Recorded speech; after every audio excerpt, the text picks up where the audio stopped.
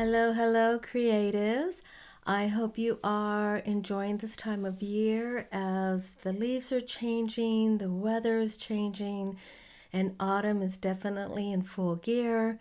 This is actually my favorite time of the year because I just love that chill and crisp in the air.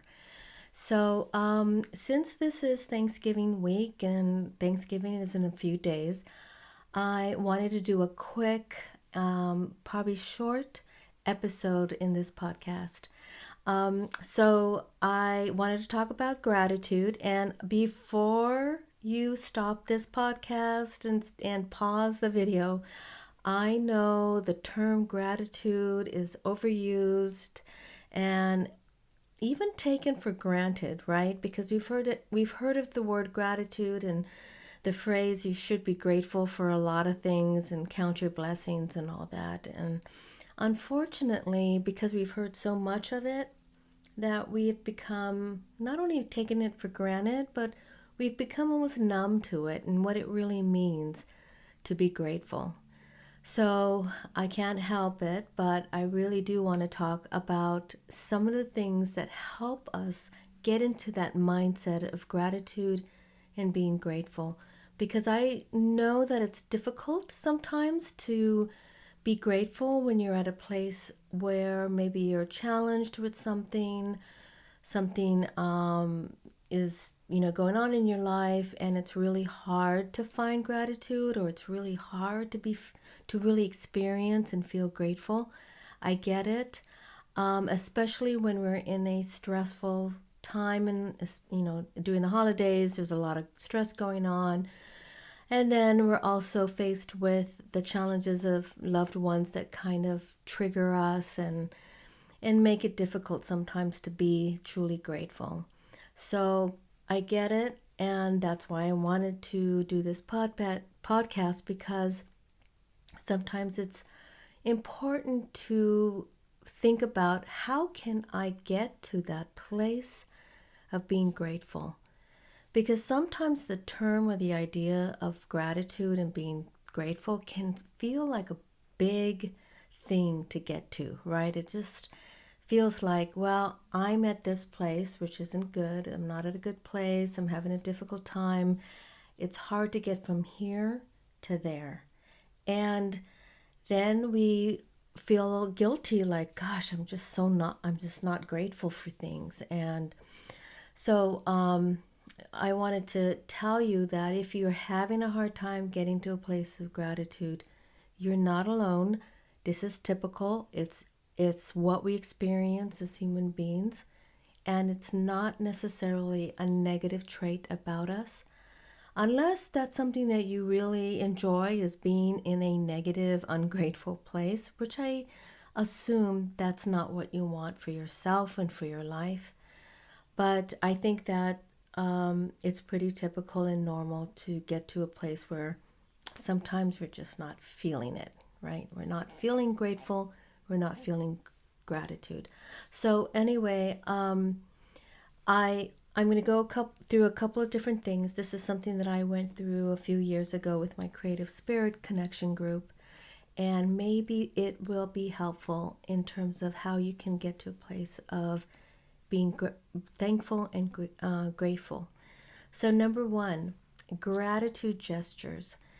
Gratitude gestures is just like the first step to start cultivating that sense of gratitude in your body and in your mind, because sometimes we have to start with the physical, right? So it's like putting your two hands on your chest, which is to signify a gratitude, something that you feel warmth, gratitude towards, and even heartfelt thankfulness. So when we put our hands on our heart, that begins to warm our heart. That begins to start that higher vibration that we want to get to, right? The gratitude gestures can also be putting your hand on your head and on your heart at the same time, right? Because sometimes we're intellectualizing gratitude, but we're not feeling it. So maybe sometimes it might help for us to put it both on our head and our heart to kind of sync that two together. So that's another gesture. Another gesture which is very common, and I think this makes a difference. There's times when I'm on Zoom and I'm listening to one of my students or my members talk about something, and I just feel so grateful that they're sharing something, or what they're sharing is touching me, and I feel grateful. I don't want to interrupt what they're saying, so I just do this. So that's really a good gesture of gratitude. Putting your hands together, right? That's also a namaste position.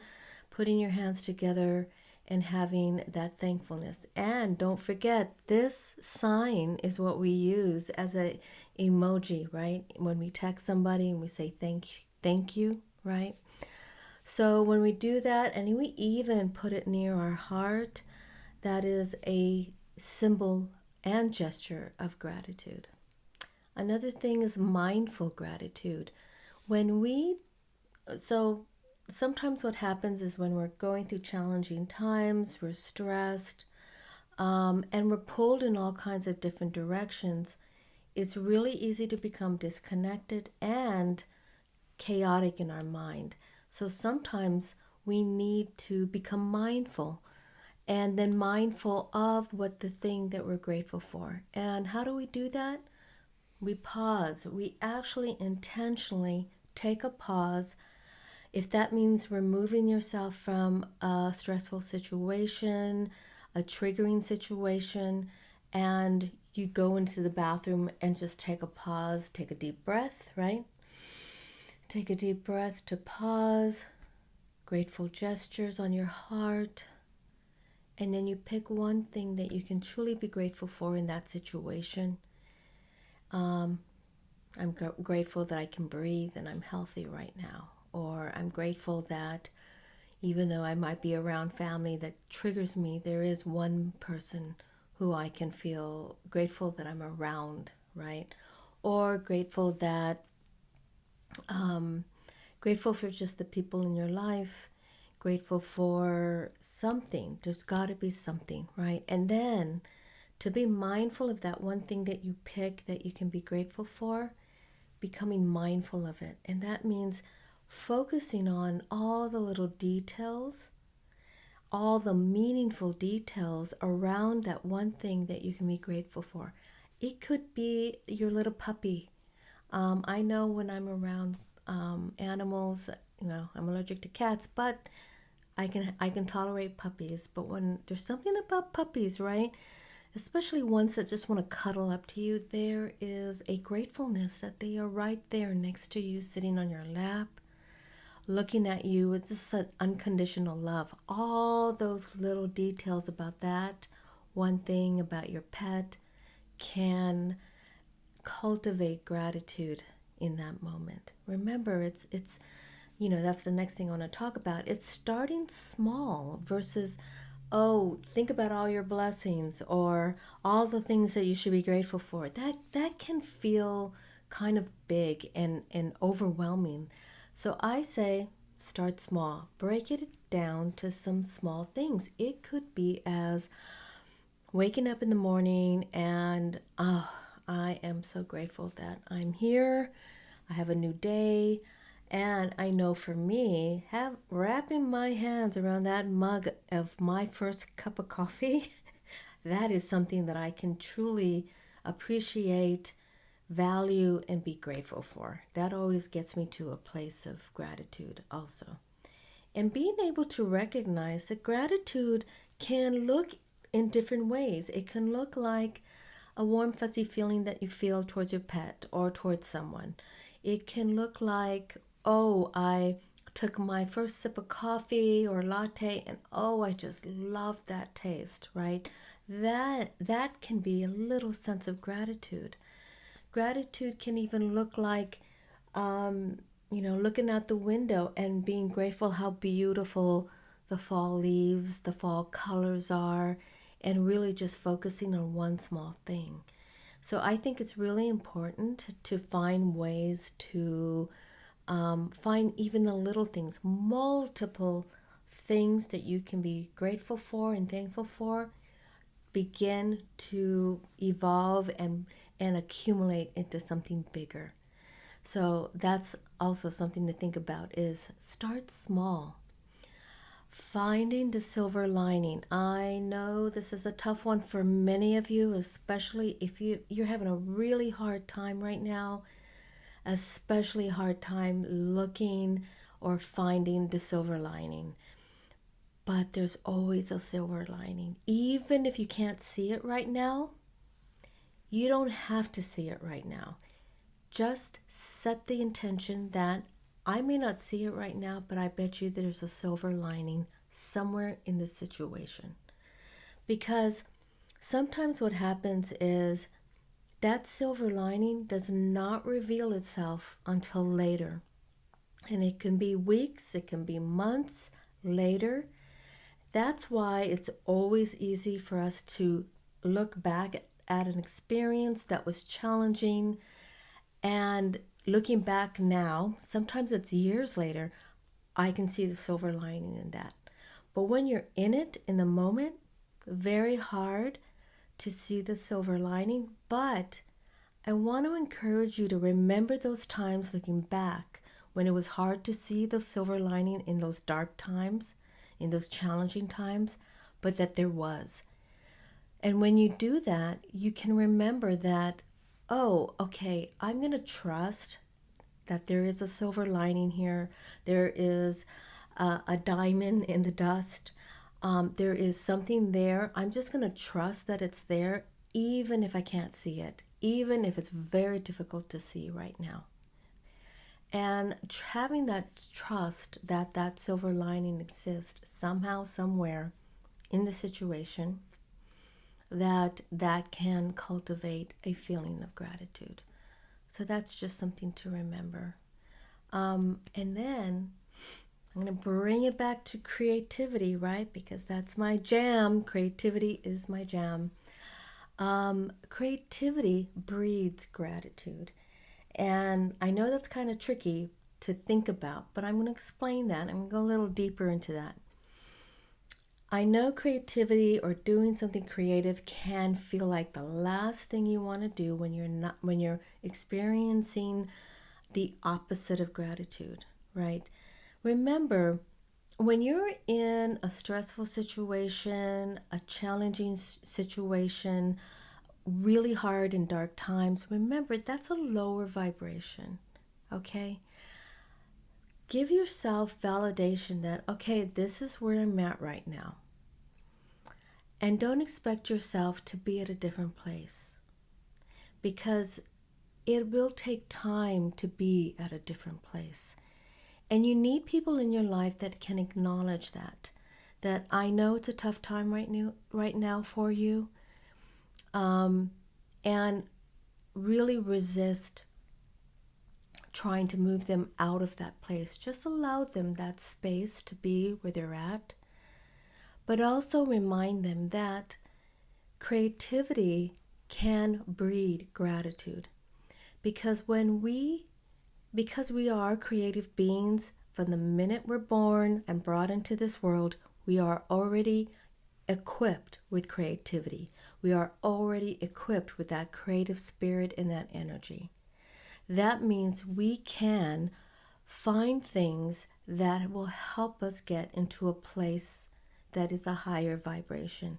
And I don't mean getting from here to here, but actually getting from here and maybe to here. And then in a couple of weeks, getting from here to here, right? Giving yourself that permission to inch your way into a higher vibration of gratitude. And how do we do that? Creativity is there to help guide us. So, for example, if you do something creative, say you play the piano, right? Or you play an instrument. The sound that comes out of you being able to play that instrument is creative spirit, creative energy. That begins to change that vibration within you. If you sing and you're creating a vibration within your your voice and getting it out there into the world, you are creating something that is something to be grateful for. Because that vibration, that frequency will change that vibration within you. It'll change that energy in you. So it will begin to inch you into, when you're in that dark place and you're really having a tough time finding something to be grateful for, it starts to inch you closer and closer to gratitude.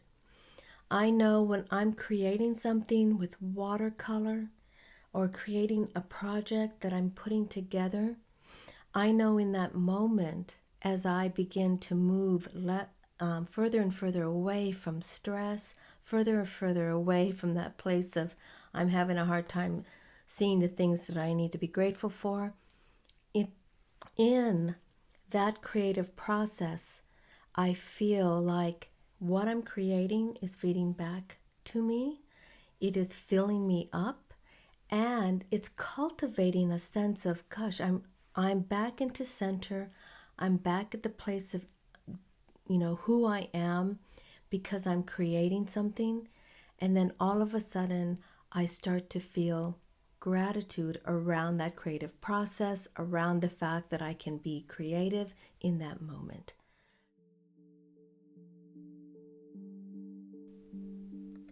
Here are a couple of quotes I came across on art and gratitude. All art arises out of gratitude, a deep, pervasive feeling that you are glad something exists outside yourself. That something can complete you. Dorothy Koppelman. The essence of all beautiful art, all great art, is gratitude.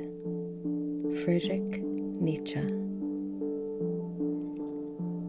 And lastly, gratitude in advance is the most powerful creative force in the universe. Neil Donald Walsh.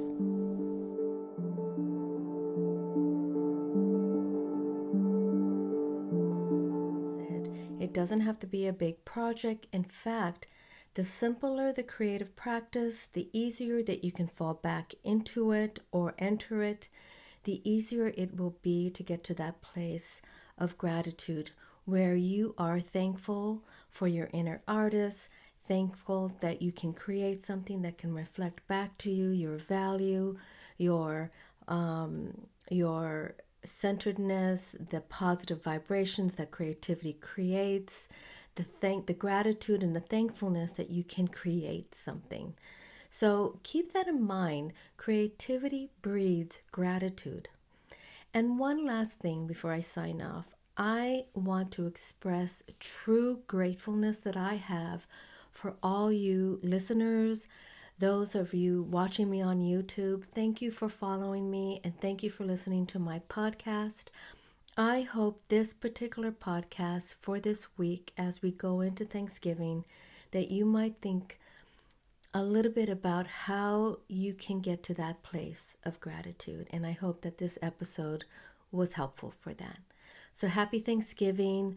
Thank you for watching. I look forward to seeing you and sharing with you in the next episode. Take care, and until next time, stay creative. Bye.